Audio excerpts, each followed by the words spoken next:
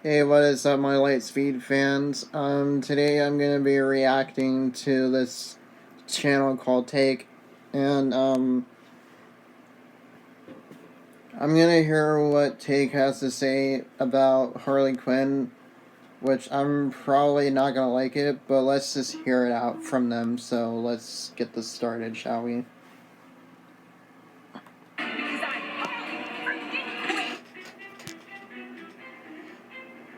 In an industry that keeps churning out female superheroes who are beacons of strength, power, and love, Harley Quinn is the reigning anti-heroine. I'm here to report a terrible crime. This one. The Birds of Prey star is manic. I'm off my meds. And for most of her history, hung up on a guy who's bad news. You'd think after living with Mr. J, I'd be used to a little pain. But she's also intriguingly full of contradictions, countering her toxic situation and disturbed psyche with an irrepressibly colorful outlook and a fun-loving girlishness. Isn't this fun? It's just like a sleepover. We should order pizza. Big cosmos. Ultimately, it's significant that, unlike with the seemingly perfect women we're used to seeing on screen, this character's flaws and her particular brand of weirdness are key parts of why viewers are drawn to her. Just like a bottomless pit of, issues and fun. Reviewers have seen her as DC's female equivalent to Deadpool for her R-rated irreverent playfulness. You're that psycho chick. I'd never call a woman chick. I'll accept broad, lady, woman, and on occasion bitch. Bitch? Well, I may be super, but... Okay, so the Take completely lost me on this. So what happened was that the Take is comparing Harley Quinn to the other two female heroes, Captain Marvel and Wonder Woman, and Deadpool, which I completely disagree with what they're saying. They kind of lost me here, and two, Harley Quinn had a lot of struggle in her past, and I read a lot of her comic books, and it's a compelling story, and it's that she started out as a normal psychiatrist doctor for the Arkham Asylum to cure criminals of their insanity and humanity and whatnot. But the Take is, bashing Harley Quinn real hard. I don't know why that is, but it's more like, come on, man. But I don't really understand why they're doing this. It's just that Harley gets abused by the Joker. She gets put in jail by Batman. The Joker ends up breaking her out, but in the toxic relationship, Joker does not know that Harley Quinn is pregnant with her and his child because, one, Joker is not supposed to know that he has a daughter. But let's get back to what the Take is gonna say on this great character that I really like. I am no hero.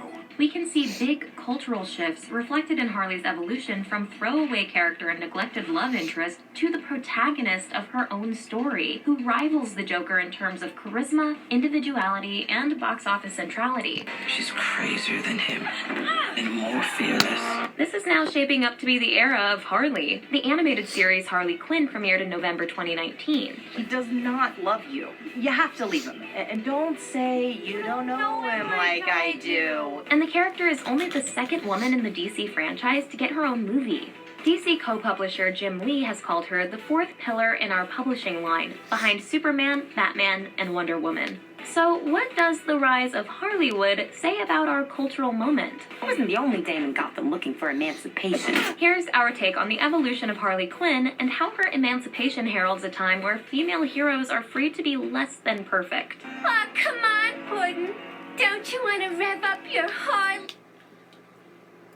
Okay, so my Lightspeed fans, apparently the Take is blaming Harley because of her thinking that she's flawless, but in the end she's really not, and that really pisses me off, saying like, oh, well, Harley's flawless. No, she's not flawless. She gets into trouble with Joker. She commits genocide on the people that she is trying to save in her life, like her friends. Joker doesn't give any ounce of shit whatsoever because he treats Harley like garbage. He even pushes her out a window in the animated series, and that completely caught me off guard, and I was sad for Harley. But the thing is, it's like, when they're comparing Harley Quinn to the other female heroes and comparing her to Deadpool is a different character, and I don't know why they're doing this. And it's like the take does not understand what horrors awaits her, because Joker is manipulative and she commands an entire goons, and she has 2 pet hyenas Bet and Lou, and it's sort of like, one, Harley is trying to redeem herself for what Joker has done to her, and she breaks up with him, and she is going down a path of starting an anti-hero life. But one, she may be an anti-hero, but she is a hero in my eyes. One, she's trying to fix the damage that has been done of what the Joker caused Batman and all the other people of Gotham. But for the most part, I don't really understand why the take has to bash on this great character that I really like, and Harley Quinn is my favorite. She's my favorite clown, the queen of crime. Joker only cares about Batman, and Batman does not like Joker. Joker may think that Batman likes him, but in the end, Joker takes it too far by abducting Tim Drake as Junior Joker. Junior Joker was not supposed to happen in the storyline, but it has. My reason on watching on what the takes say about Harley, Joker, like I said, he does not give an ounce. He doesn't have any ounce of humanity left. All he has left is to punish the world for what has happened to him. And he committed heinous crimes in the comic books, causing Gotham to be afraid of him, while Batman knocks him down, put him back in the asylum. Harley Quinn is a redeemable character, and she has had rewritten origin stories. So let's get back to the video. Vroom, vroom. Ah! So bad. I told you to stop doing that. Doing what?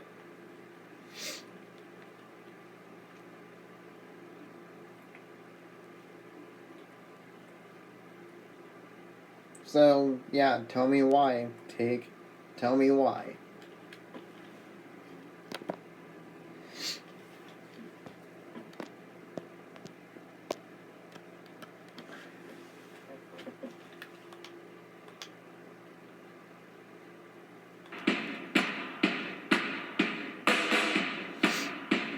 This video is brought to you by NordVPN. Free.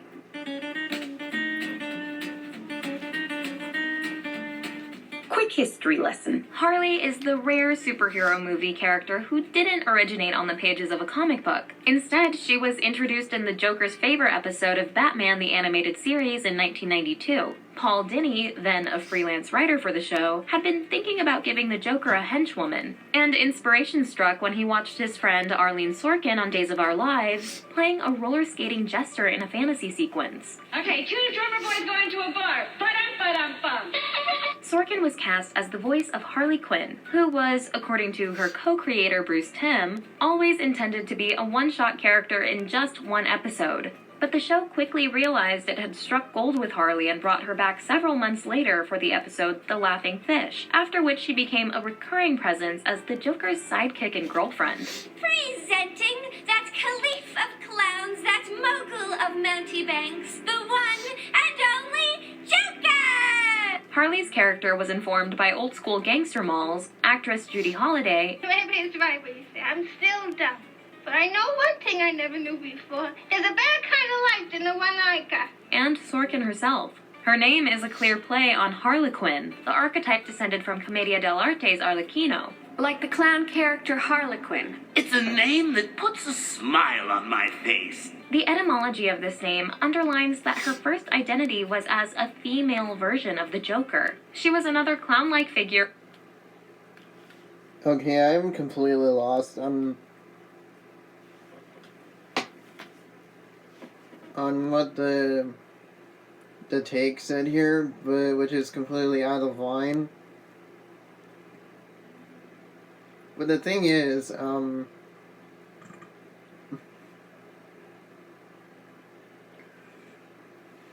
well, apparently they're comparing her to Joker as a female version of him, but that's not the case. Harley Quinn joined the Joker to be his sidekick. But in the end, that's not the case either, because, like, one, Harley Quinn wanted to join the Joker because she fell in love with him, but the thing is, Harley Quinn, that Joker is not in love with her when he is in love with Batman. Batman has sympathy and he shows empathy to others, but when he has to put his rogues gallery away in Arkham Asylum, they always break out and come back. But Harley Quinn is her own person. She has a true character arc where, like, I read the comics where she had some origin reboots, but then there are multiple versions of her across the multiverse, but the one that I grew up with is the Batman animated series version. Then I got to watch Harley Quinn with her own solo cartoon animated series that came out in 2019, and I enjoyed that series.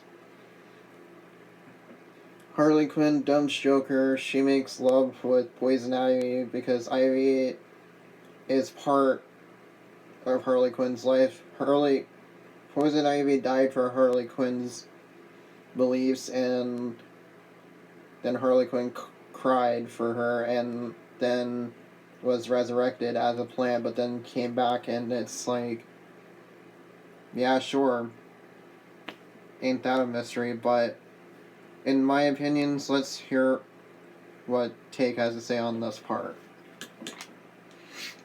Who brought chaotic energy, mischief, and glee to her destructive acts. Something tells me a whole lot of people are about to die. Meanwhile, the other side of Harley's original identity, which lives on to this day, is that of the lover. This woman is defined by her undying devotion to her Puddin'. Hi, Puddin'. And this capacity for empathy and affection is proof that, at her core, she was never just the Joker in a woman's body. The Joker doesn't love anything except himself. Wake up, Harleen. 1990. So yeah, Batman was right about one thing. The Joker only loves himself, nobody else, and that's the reason why Harley needs to wake up. But Harley loves the Joker, even if Joker doesn't see it, because Joker is a homicidal maniac that does what he does and fails, but then Batman catches him and says, like, oh, well, I'm the take here, and I want to bash Harley so badly. 1994's one-shot comic book Mad Love revealed her origin story. Dr. Harleen Quinzel, a psychiatry intern at Arkham Asylum who treated the Joker, fell hard for her patient. She thought she was curing him, but she was falling in love. So we can glean that the Joker unleashes a passion in Harley, which was previously repressed under a buttoned-up professional exterior. Well, I've always had an attraction for extreme personalities. It's her conviction that she can save this damaged, misunderstood bad boy. It soon became... See, then again, the take has lost me here. It's just that Joker's mind is beyond repair after he fell in the tank of acid. Because Joker... It became clear to me that the Joker... Damn it, not again.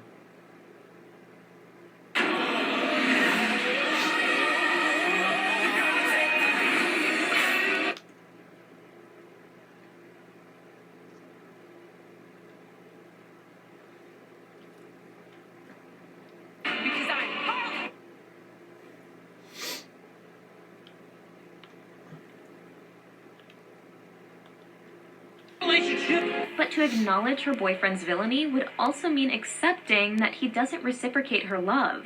You're wrong! My boy does love me! He does! So as long as she's defined by her love for Joker, denial and self-deception must remain key facets of her psyche. Sure, my pudding's a little temperamental.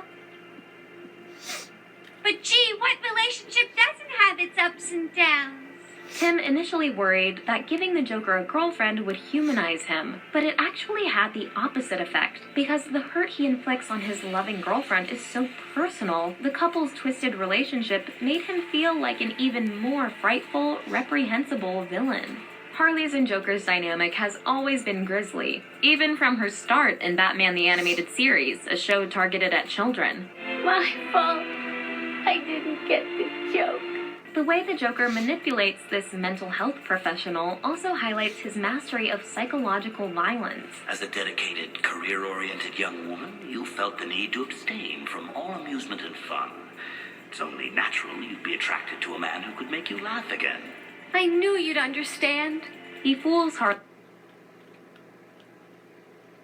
Yes, Harley does fall for Joker's tricks, but in the end, Joker is always going to be a manipulative, outranked asshole that he normally is.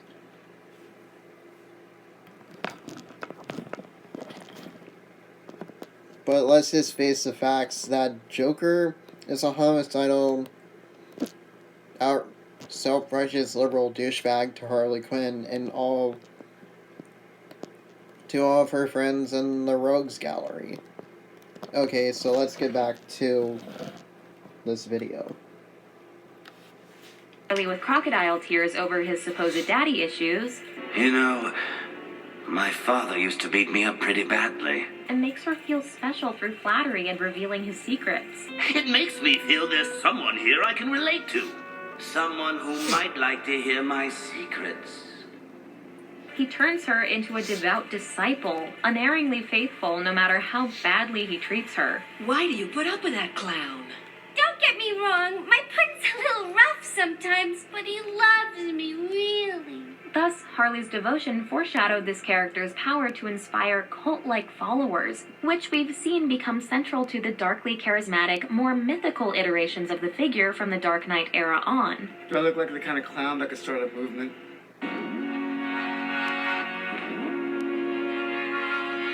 The full title of Harley's new movie, Birds of Prey and the Fantabulous Emancipation of One Harley Quinn, underlines that this is the story of Harley becoming free. Most centrally, she's extricated herself from the toxic relationship that's long defined her. The Joker and I broke up. And this character, who was basically designed to add dimension to a man, A Harley Quinn's role is to serve. It's nothing without a master. now gets to tell her own story. Also, you're being told a story through Harley Quinn's eyes, so the world is colored by that sort of craziness. Harley's way of seeing the world comes through in the film's visual language, which is far more vivid and colorful than the gritty Suicide Squad. Incidentally, her love of color is fitting, given that one definition of the word Harlequin is fancifully varied in color. As the first DC heroine to get her own movie since Wonder Woman, Harley represents a new kind of strong female lead, one female viewers can see themselves in precisely because she's not a Wonder Woman or a clear-cut role model. These days, female superheroes are often most distinguished by their strength and a strong moral code. But I'm willing to fight for those who cannot fight for themselves. But imperfect Harley reminds us of those male comic book characters who get to be complicated and a little morally ambiguous. Apparently, I'm volatile.